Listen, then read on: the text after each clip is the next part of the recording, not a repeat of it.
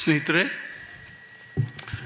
ನಮ್ಮ ಮೊದಲ ಕನ್ನಡದ ಪಠ್ಯ ಕವಿರಾಜ ಮಾರ್ಗ, ಅದರ ಸುಪ್ರಸಿದ್ಧ ಪದ್ಯ ಫೆಡರಲಿಸಮ್ನ ಒಂದು ಬಗೆಯ ವ್ಯಾಖ್ಯೆಯನ್ನು ಕೊಡ್ತದೆ ಅಂಥೇಳಿ ನಾನು ಭಾವಿಸ್ತೇನೆ. ಏಕೆಂದರೆ ಅದು ಕರ್ನಾಟಕ ಎಲ್ಲಿಂದ ಎಲ್ಲಿಗಿತ್ತು ಅಂತ ಒಂದು ಎರಡು ನದಿಗಳ ಮೂಲಕ ಹೇಳೋದು ನಮಗೆಲ್ರಿಗೂ ಗೊತ್ತಿದೆ. ಕಾವೇರಿಯಿಂದ ಆ ಗೋದಾವರಿವರೆಗಿದ್ದ ಆ ನಾಡು ಅಂತ.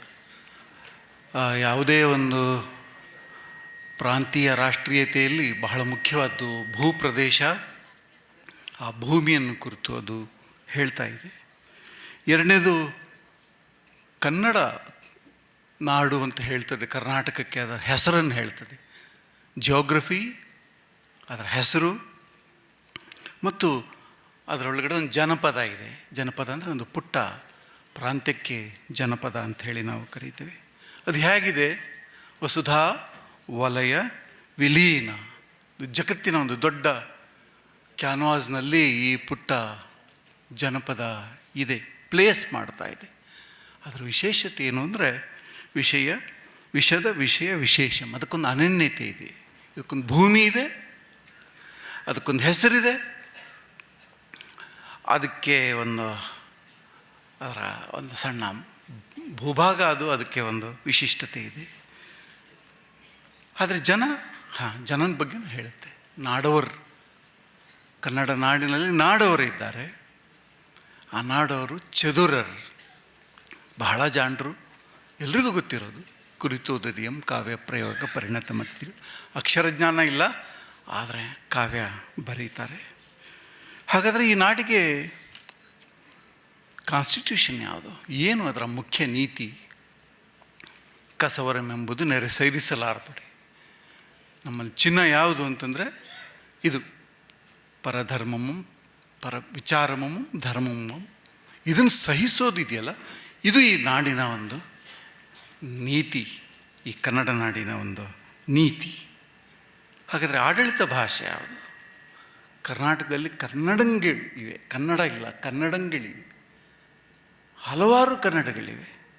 ಹಲವಾರು ಕನ್ನಡದಲ್ಲಿ ಆಡಳಿತ ಹೆಂಗೆ ಮಾಡಬೇಕು? ಅದಕ್ಕಾಗಿ ಒಂದು 4 ಊರು ಹೇಳಿ ಇದ್ರ ನಡುವಿನ ಕನ್ನಡ ಇದೆಯಲ್ಲ, ಈ ತಿರುಳು ಕನ್ನಡ ಆಡಳಿತ ಮಾಡೋಕ್ಕೆ ಬೇಕು ಅಂತ. ಮತ್ತು ಹಿಸ್ಟ್ರಿ ಇದೆ ಇದಕ್ಕೆ, ಯಾರ್ಯಾರು ಕವಿಗಳು ಅಂತ ಪಟ್ಟಿ ಮಾಡುತ್ತೆ. ನಾವು ಯಾವುದು ಭಾರತವನ್ನು ಒಂದು ಒಕ್ಕೂಟ, ಹಲವು ರಾಜ್ಯಗಳ ಪ್ರಾಂತ್ಯಗಳ ಒಕ್ಕೂಟ ಅಂತಿದ್ದೋ ಅಂಥ ಒಂದು ಒಕ್ಕೂಟದ ಭಾಗವಾಗಿ ಕನ್ನಡದ ಮೊದಲ ಪಠ್ಯ ಅದರ ಭೂಮಿಯನ್ನು, ಜನರನ್ನು, ಅದರ ವಿಶಿಷ್ಟತೆಯನ್ನು, ಅದರ ಹೆಸರನ್ನು, ಅಲ್ಲಿ ಇರಬೇಕಾದ ನೀತಿಯನ್ನು, ಇರಬೇಕಾದ ಪ್ರಮುಖ ನೀತಿಯನ್ನು, ಅಲ್ಲಿನ ಜನರನ್ನು ಕುರಿತು ವ್ಯಾಖ್ಯಾನವನ್ನು ಮಾಡ್ತದೆ. ಮತ್ತು ಆ ಟೆಕ್ಸ್ಟ್ನ ಹೆಸರಿನಲ್ಲಿ ಕವಿಯೂ ಇದ್ದಾನೆ. ಕವಿ ಒಂದು ದಾರ್ಶನಿಕವಾಗಿ ಏನು ಹೇಳ್ಬೋದು, ಅದನ್ನು ಎಕ್ಸಿಕ್ಯೂಟ್ ಮಾಡೋಕ್ಕೆ ರಾಜನೂ ಬೇಕು. ಅದರಿಂದ ಕವಿಯೂ ರಾಜನೂ ಇಬ್ಬರೂ ಇದ್ಕೊಂಡು ಒಂದು ಮಾರ್ಗವನ್ನು ಹಾಕಬೇಕು. ಬಹಳ ಸ್ಥೂಲವಾಗಿ ರಾಜಪ್ರಭುತ್ವದ ಕಾಲದಲ್ಲಿ ಕನ್ನಡದ ಮೊದಲನ ಪಠ್ಯ ಒಂದು ಭಾರತದಲ್ಲಿ ಒಂದು ಪ್ರಾಂತೀಯ ರಾಷ್ಟ್ರೀಯತೆಯನ್ನು ಕುರಿತು ಅದು ಹೇಳ್ತಾ ಇದೆ. ನಮಗೆಲ್ರಿಗೂ ಗೊತ್ತಿದೆ, ಕರ್ನಾಟಕ ಭಾರತದ ಒಂದು ಒಕ್ಕೂಟದ ಒಂದು ಸದಸ್ಯ. ಪ್ರತಿ ಒಕ್ಕೂಟಕ್ಕೆ ಕೆಲವು ನ್ಯಾಯಬದ್ಧವಾದ, ನ್ಯಾಚುರಲ್ ಅಂತ ಕರಿತೀವಲ್ಲ, ಹಾಗೆ ನೈಸರ್ಗಿಕವಾದ ಹಕ್ಕುಗಳು ಇವೆ. ಆ ನೈಸರ್ಗಿಕ ಹಕ್ಕುಗಳಲ್ಲಿ ಆ ಭಾಷೆಯನ್ನು ಕೇಂದ್ರೀಕರಿಸ್ಕೊಂಡು ಅದನ್ನು ಸಂಘಟಿತ ಆಗ್ಬೋದು. ಅದರಿಂದಲೇ ಸ್ವಾತಂತ್ರ್ಯ ಹೋರಾಟದ ಜೊತೆಯಲ್ಲೇ ನಮ್ಮ ಹಿರೀಕರು ಏಕೀಕರಣ ಚಳವಳಿಯನ್ನು ಮಾಡಿದ್ರು. ಅವೆರಡು ಕಾಂಟ್ರಡಿಕ್ಷನ್ ಅಂತ ಬಹಳ ಜನ ಹೆದರ್ಕೊಂಡಿದ್ದರು. ದೇಶ ಬಿಟ್ಟರೆ ಇಷ್ಟಿಂದ ಬಿಡುಗಡೆ ಆಗಬೇಕು, ಇವರು ಕರ್ನಾಟಕ ಒಂದು ಮಾಡಬೇಕು ಅಂಥೇಳಿ ಹೋರಾಟ ಮಾಡ್ತಿದ್ದಾರೆ. ಇವೆರಡೂ ತೊಂದರೆ ಆಗ್ತದೆ ಅಂತ. ಇಲ್ಲ, ಅವೆರಡೂ ತೊಂದರೆ ಅಲ್ಲ, ಅವೆರಡೂ ಸಮನಾಗಿ ಇವೆ, ಪೂರಕವಾಗಿವೆ. ದೇಶ ಅವರಿಂದ ಬಿಡುಗಡೆ ಆಗಬೇಕು, ಬಿಡುಗಡೆ ಆದಮೇಲೆ ತುಂಡಾಗಿರೋ ಇವೆಲ್ಲ ತುಂಡುಗಳು ಸೇರಿ ಒಂದು ನಾಡಾಗಬೇಕು ಅಂತ. ಇದು ಹೀಗಾಗಿ ಸ್ವಾತಂತ್ರ್ಯ ಹೋರಾಟಗಾರರೆಲ್ಲರೂ ಕೂಡ ಕನ್ನಡ ಚಳವಳಿಯಲ್ಲಿ ಭಾಗವಹಿಸಿದರು. ಬಹಳ ಮುಖ್ಯವಾಗಿ ಅವರೆಲ್ಲರೂ ಕೋಟ್ ಮಾಡೋದು ಗಾಂಧಿಯನ್ನು. 1914ನೇ ಇಸ್ವಿನಲ್ಲಿ ಪ್ರಾಂತೀಯ ರಾಜಕೀಯ ಸಭೆಯನ್ನು ಗಾಂಧೀಜಿ ಏನು ಮಾಡಿದರು ಗುಜರಾತಲ್ಲಿ, ಅದನ್ನು ಮತ್ತೆ ಎಲ್ಲರೂ ರೆಫರ್ ಮಾಡ್ತಾರೆ. ಬಾಬಾ ಸಾಹೇಬರು ಸ್ವಾತಂತ್ರ್ಯ ಹೋರಾಟದಲ್ಲಿ ಹೇಗೆ ಸಾಮಾಜಿಕ ಸಮಾನತೆ ಹೋರಾಟ ಕಾಂಟ್ರಡಿಕ್ಷನ್ ಅಲ್ವೋ, ಅವೆರಡು ಜೊತೆಯಲ್ಲಿ ಹೋಗಬೇಕು ಅಂತ ಹೇಳಿದರು. ಹಾಗೆ ಕರ್ನಾಟಕದ ರಾಷ್ಟ್ರೀಯತೆ ಕುರಿತು ನಮ್ಮ ಹಿರಿಯರು ಈ ದೇಶದ ಸ್ವಾತಂತ್ರ್ಯ ಮತ್ತು ಈ ರಾಜ್ಯದ ಏಕೀಕರಣ ಎರಡೂ ಒಂದಾಗಬೇಕು ಅಂತ ಹೇಳಿ ಅವರು ಹೇಳಿದರು. 1950ರಲ್ಲಿ ಕರ್ನಾಟಕತ್ವದ ವಿಕಾಸ, ಕರ್ನಾಟಕತ್ವದ ಸೂತ್ರಗಳು ಅಂತ ಒಂದು ಪುಸ್ತಕವನ್ನು, ಒಂದು ಸಣ್ಣ ಲೇಖನವನ್ನು ಬರೀತಾರೆ ಆಲೂರು ವೆಂಕಟರಾಯರು. ಅದರಲ್ಲಿ ತುಂಬ ಸಮಸ್ಯೆಗಳಿವೆ. ಆದರೆ ಒಂದು ಏನು ವಸುಧಾ ವಲಯ ವಿಲೀನದಲ್ಲಿ ಒಂದು ಜನಪದ ಹೇಗಿರಬೇಕು ಅಂತ ಕವಿರಾಜ ಮಾರ್ಗ ಹೇಳಿದ್ನು, ಹಾಗೆ ಸ್ವತಂತ್ರ ಭಾರತದಲ್ಲಿ ಕರ್ನಾಟಕ ಹೇಗಿರಬೇಕು ಅಂತ ಆ ಸೂತ್ರಗಳನ್ನು ಹೇಳಿದ್ದಾರೆ. ಆ ಸೂತ್ರದಲ್ಲಿ ತುಂಬ ಪ್ರಾಬ್ಲಮ್ಸ್ ಇವೆ. ಆದರೆ ಬಹಳ ಮಹತ್ವದ ಕೆಲವು ಸಂಗತಿಗಳು ಇವೆ. ಆಲೂರು ಸಾವರ್ಕರಿಂದಲೂ ಕೆಲವು ವಿಷಯಗಳಲ್ಲಿ ಗಾಂಧಿಯಿಂದಲೂ ಪ್ರಭಾವಿತರಾಗಿದ್ದ ಒಂದು ವಿಶಿಷ್ಟ ವ್ಯಕ್ತಿ. ಆದರೆ ಆ ಇಸ್ವಿ ಬಹಳ ಇಂಪಾರ್ಟೆಂಟ್. ಯಾಕಂದರೆ ಬಾಬಾ ಸಾಹೇಬರ ಸಂವಿಧಾನ ಬಂದ ಮೇಲೆ ಕನ್ನಡದ ಒಬ್ಬ ಮನುಷ್ಯ ಕರ್ನಾಟಕದ ಫೆಡರಲ್ಸ್ ಸೂತ್ರಗಳನ್ನು ರಚಿಸ್ತಾ ಇದ್ದಾರೆ.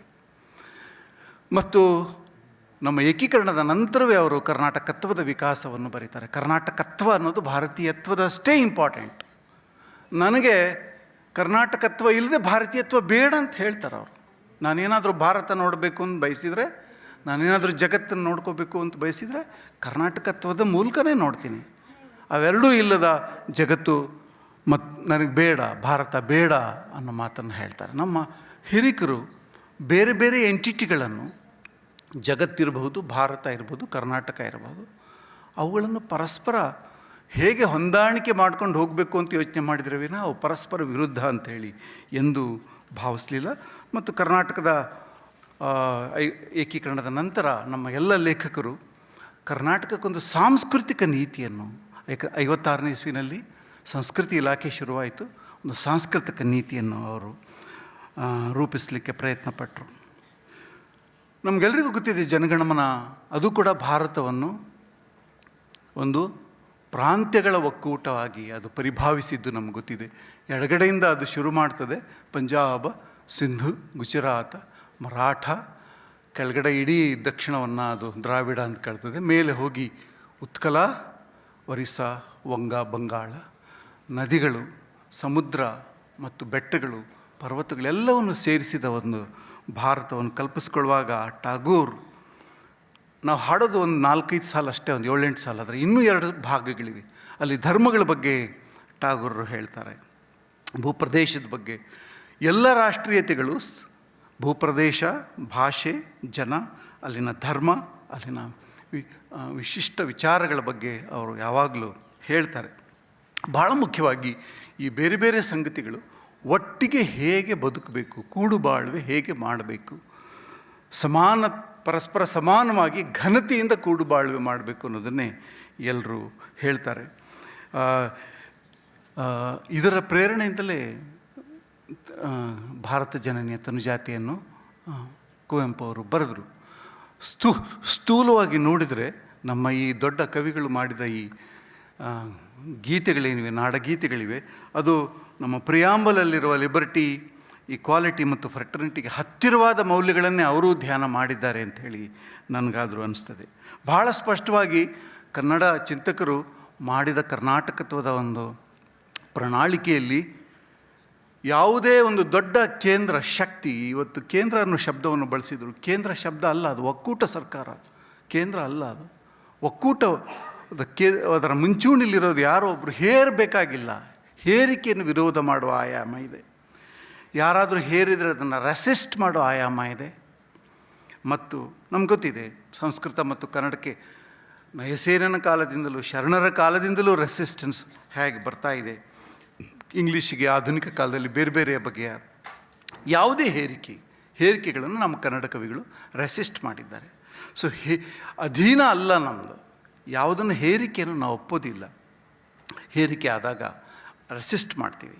ಮತ್ತು ಬೇರೆ ಪ್ರಾಂತ್ಯಗಳ ಜೊತೆಗೆ, ಬೇರೆ ಭಾಷೆಗಳ ಜೊತೆಗೆ, ಬೇರೆ ಸಾಂಸ್ಕೃತಿಕ ಗುಂಪುಗಳ ಜೊತೆಗೆ ಒಂದು ಸಮಾನ ಗೌರವದಿಂದ ಸಹಬಾಳ್ವೆ ಮಾಡ್ತೀವಿ ಅನ್ನೋದನ್ನೇ ನಮ್ಮ ಎಲ್ಲ ಚಿಂತಕರು ಹೇಳ್ತಾ ಬಂದಿದ್ದಾರೆ ಅಂತ ನಮಗನ್ನಿಸ್ತದೆ.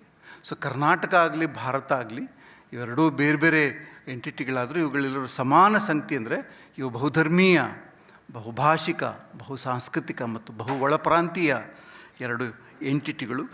ಇವುಗಳನ್ನು ಸಂಭಾಳಿಸುವ ಮೆಕ್ಯಾನಿಸಮ್ನ, ಇದು ಶಾಪ ಅಲ್ಲ. ಈ ಬಹುತ್ವ ಅನ್ನೋದು ಶಾಪ ಅಲ್ಲ, ಈ ವೈವಿಧ್ಯ ಅನ್ನೋದು ಶಾಪ ಅಲ್ಲ. ಆದರೆ ಸಂಭಾಳಿಸುವ ಮೆಕ್ಯಾನಿಸಮ್ ಏನಿದೆ ಅದಕ್ಕೊಂದು ಸಮಾನತೆಯ ಸಮಾಜವಾದಿಯಾದ ಡೆಮೊಕ್ರೆಟಿಕ್ ಆದ ಪ್ರಜ್ಞೆ ಇಲ್ಲದೇ ಇದ್ದಾಗ ಸಮಸ್ಯೆಗಳು ಬಿಕ್ಕಟ್ಟುಗಳು ಶುರುವಾಗಿವೆ ಮತ್ತು ಅದನ್ನು ಕಳ್ಕೊಂಡಾಗಲೆಲ್ಲ ನಮ್ಮ ದೇಶ ಬಹಳ ಕಷ್ಟವನ್ನು ಅನುಭವಿಸಿದೆ ಅಂಥೇಳಿ ನಾನಾದರೂ ಭಾವಿಸಿದ್ದೀನಿ. ಸ್ನೇಹಿತರೆ, ಕುವೆಂಪು ಅವರ ನಾಡಗೀತೆಯಲ್ಲಿ ಏನೊಂದು ಸಾಲಿದೆ, ಹಿಂದೂ ಕ್ರೈಸ್ತ ಮುಸಲ್ಮಾನ, ಅದೊಂದು ಧಾರ್ಮಿಕ ಫೆಡರಲಿಸಮನ್ನು ಹೇಳ್ತಾ ಇದೆ. ಧಾರ್ಮಿಕ ಫೆಡರಲಿಸಮ್, ಇಷ್ಟೆಲ್ಲ ಧರ್ಮಗಳಿವೆ, ಅವೆಲ್ಲ ಒಂದು ಉದ್ಯಾನದಲ್ಲಿವೆ ಅನ್ನೋ ಥರ ಹೇಳ್ತಾ ಇದೆ. ಸರ್ವರಿಗೂ ಸಮಬಾಳು ಸರ್ವರಿಗೂ ಸಮಪಾಲು ಅಂತ ಅವರು ಸ್ಟೇಟ್ಮೆಂಟ್ ಮಾಡಿದರು. ಅದೊಂದು ಆರ್ಥಿಕವಾದ ಫೆಡರಲಿಸಮನ್ನು ಕುರಿತು ಕುವೆಂಪು, ನಮ್ಮ ಎಲ್ಲ ಲೇಖಕರು ಬಹಳ ಭಾವನಾತ್ಮಕವಾಗಿ ಏನೋ ಗೀತೆಗಳು ಬರೆದರೂ ಕೂಡ ಆಳವಾಗಿ ರಾಜಕೀಯ ಪ್ರಜ್ಞೆ ಇದ್ದವರು ಅನ್ನೋದನ್ನು ನಾವು ಗಮನಿಸಬೇಕು. ಮತ್ತು ಇಲ್ಲಿ ಯಾರೂ ಮುಖ್ಯರಲ್ಲ ಅಂತ ಹೇಳುವಾಗ 67ನೇ ಇಸ್ವಿಲಿ ಅವ್ರ ಕಾದಂಬರಿ ಆರಂಭದಲ್ಲಿ ಮನುಷ್ಯಷ್ಟೇ ಮುಖ್ಯ ಅಲ್ಲ, ಈ ಫೆಡರಲಿಸಮ್ನಲ್ಲಿ ಬೇರೆ ಬೇರೆ ರಾಜಕೀಯ ಗುಂಪುಗಳು, ಬೇರೆ ಬೇರೆ ಸಮುದಾಯಗಳು, ಧರ್ಮಗಳು, ಸಂಸ್ಕೃತಿಗಳು, ಭಾಷೆಗಳು ಹೇಗೆ ಸಹಬಾಳ್ವೆ ಮಾಡೋದಲ್ಲ, ಮನುಷ್ಯೇತರವಾದ ಜೀವಿಗಳಿಗೂ ಹಕ್ಕಿದೆ ಈ ಭೂಮಂಡಲದಲ್ಲಿ ಬದುಕೋದಕ್ಕೆ ಎಂಬ ಆಶಯದಲ್ಲಿ ಅವರು ಆ ದೊಡ್ಡ ಸ್ಟೇಟ್ಮೆಂಟನ್ನು ಮಾಡಿದರು ಅನ್ನೋದು ನಮ್ಗೆ ಗೊತ್ತಿದೆ.